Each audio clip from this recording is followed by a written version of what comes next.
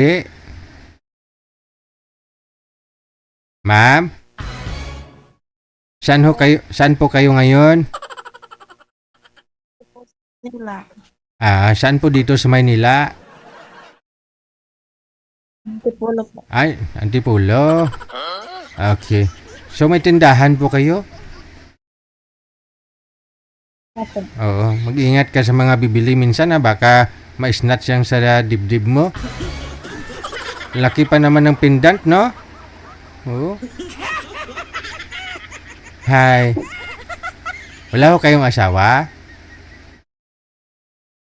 Iwalay na po. Ay, kuwawa ka naman. Bakit? Yung kasama na siya. Ay, meron na ho siyang kasama? Oh, ilan po anak mo sa kanya, ma'am? 4. Oh, 4. Oh. Ba't naman ho kayo naghiwalay? Bakit? May babae po. Bali ho, meron na ho siya bago kayo naghiwalay. Kumbaga, dahil sa ginawa niyang yon, ikaw mismo nakipaghiwalay sa kanya? Oh.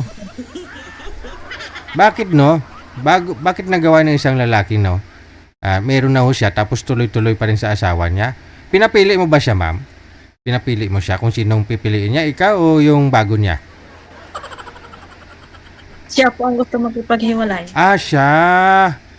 Okay. Wala tayong magawa kasi siya may gusto no? Oo. Oh. Sa ganda mong yan, siyempre, hindi ka naman nang hinayang sa kanya siguro. Ilang taon na ho kayo, ma'am, if you don't mind? 41 po siya. 41 ka na? Oh. Ilang years na ho kayong naghiwalay? 1 year po. 1 year pa lang. Yung kinakasama niya na may anak, may buntis na, ano? May tatay na po ba siya doon sa isa, bago niya? Hindi ko po alam. Wala ka na talagang balita? Opo. Pero nagsusupport naman ho siya sa mga anak ninyo? Hindi po. Wala? Pero Hindi ilang, po. ilang taon na ho bunsong anak ninyo, ma'am? 7 years po. Bata pa. Ibig sabihin halos 4, no? Nag-aaral lahat? Opo. So paano mo na itataguyod mga anak ninyo, ma'am? Yung anak ko pong panganay, yun po nagasuporta sa akin. Tapos nandito po ako sa kapatid ko. Nakatira. Sa Antipolo? Po. Taga saan po talaga kayo? Bicol po.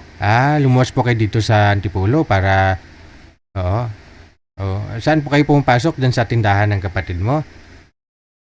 Dito lang po ako kapatid. Wala pong trabaho. So anong balak mo? Lumuwas ka dyan sa sa Antipolo? Pumunta ka dito? Sa Antero. Pumunta ka dyan sa kapatid mo para ano? Para iwas na muna doon sa manang loob. Okay. Bale yung mister mo andun sa Bicol? Malapit to sa lugar ninyo, doon sa mga anak mo? Hindi po, nandito po yung dalawa sa akin. Yung isa po, nasa Laguna. Panganay ko. May trabaho na. Opo. Dala-dala mo pala yung anak mo. Yung isang anak mo saan? Dalawa lang ho, dala mo Sa ngayon? Yung isa lang po, sa Loicol. Andun si tatay niya? Opo. So nagpalamig-lamig ka dyan, no? Hindi ka pa nakamove on? Pa masyado, sir. Hindi pa masyado. So ano hanap mo sa programa natin?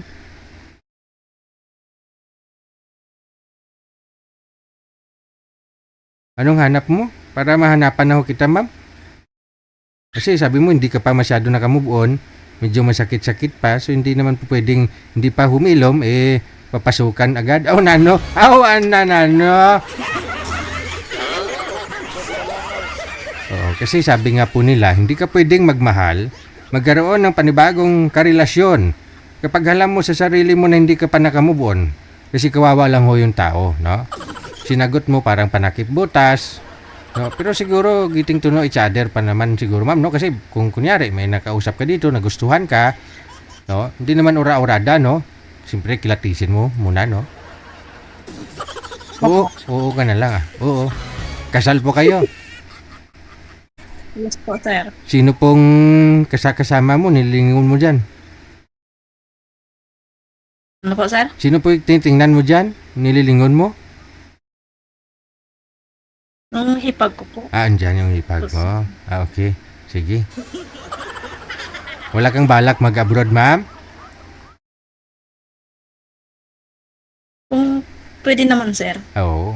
Dapat lang para sa mga anak mo kung di naman nagsusuporta yung tatay. Kasi yung panganay mong anak may trabaho pero hindi naman obligasyon talaga yun sa'yo. Mga kapatid niya na paaralin o bigyan ka ng suporta. Bilang magulang, tayo po talaga magpo-provide, no?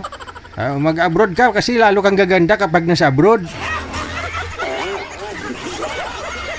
Oh, ang ganda mong yan. Pag pumunta ka ng abroad, lalo kang gaganda. Pati yung ex mo, iwanan yung bago niya, babalik yun sa'yo sigurado.